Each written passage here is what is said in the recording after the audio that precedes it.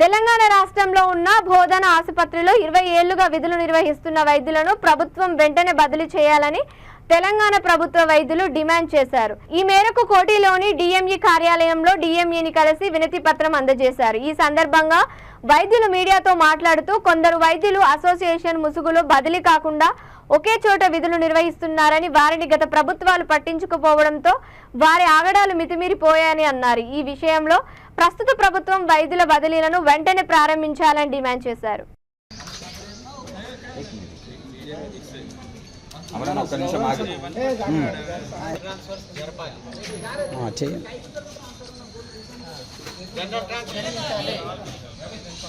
General transfer medical colleges न्याय जरगाली general transverse लो peripheral medical కాలేజీలకు న్యాయం జరగాలి जनरल ट्रांसफर्स लो पेरिफेरल मेडिकल కాలేజీలకు న్యాయం జరగాలి దూర ప్రాంత మెడికల్ కాలేజీ జరగాలి ట్రాన్స్ఫర్స్ వెంటనే జరిగించాలి जनरल ट्रांसफर्स వెంటనే జరగాలి जनरल ट्रांसफर्स వెంటనే జరగాలి पेरिफेरल मेडिकल కాలేజీస్ లో ఉన్న వారికి న్యాయం జరగాలి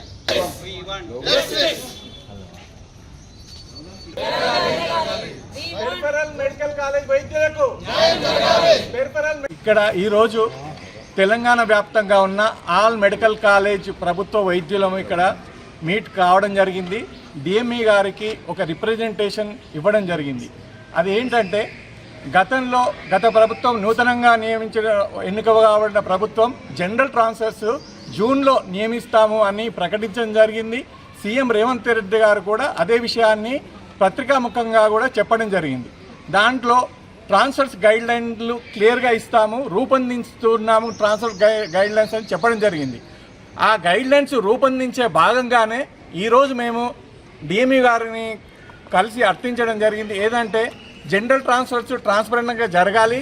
గతంలో దురుద్దేశపూర్వకంగా గత ప్రభుత్వాలు జీవో నెంబర్ 48 అంటే గాంధీ, ఉస్మానియా, కేఎంసీ, నిజామాబాద్ వైద్య కళాశాలలు మినహా మిగతా కళాశాలలు ట్రాన్స్ఫర్స్ ఎలిజిబిలిటీ అని ఒక జీవో, దుర్మార్గమైన జీవోను రిలీజ్ జరిగింది. అలాంటి జీవోలు with this we know that transfers అనే అవుతాయి మాకు. బట్ ఎట్లా అవుతున్నాయంటే ట్రాన్స్ఫర్స్ పెరిఫెరల్ కాలేజ్లో చేరితే మాకు సెంటర్లో వచ్చే పరిస్థితి లేకుండా ఇప్పుడు 6 years నుంచి లేవు ట్రాన్స్ఫర్స్. ఇది ముందు తెచ్చాము డిఎంఈకు. అండ్ డిఎంఈ మేడం చాలా పాజిటివ్గా మమ్మల్ని రిసీవ్ చేసి మాకు అష్యూర్ చేశారు. మేడం కూడా ఈ ట్రాన్స్ఫర్లో ఉన్న లూప్ హోల్స్ తెలుసు. ఇప్పుడు స్పౌస్ ఫ్యాక్టర్ అది ఇది పెట్టుకొని రిపీటెడ్గా సెంట్రల్లో ఉండేవాళ్ళు ఇక్కడే ఉంటున్నారు ఉస్మానియా గాంధీలో. అండ్ ఇప్పుడు మా కలీగ్ చెప్పినట్టు ఇట్లా జీవోస్ కూడా వచ్చినాయి. జీవో 48 అనేది చాలా దుర్మార్గమైన జీవో. ఇప్పుడు మేము అడిగేది ఏమంటే 6 years తర్వాత ట్రాన్స్ఫర్స్ అవుతున్నాయి కాబట్టి ఈ ట్రాన్స్ఫర్లో మాత్రం క్యాప్ ఉండకూడదు. ఇప్పుడు 20%, 40% ఇట్లా క్యాప్స్ ఉండకూడదు. ఎందుకంటే 6 years నుంచి ఇప్పుడు మనలో చాలామంది లేడీస్ మేము ఫ్యామిలీస్ ఇక్కడ ఉంటున్నాయి.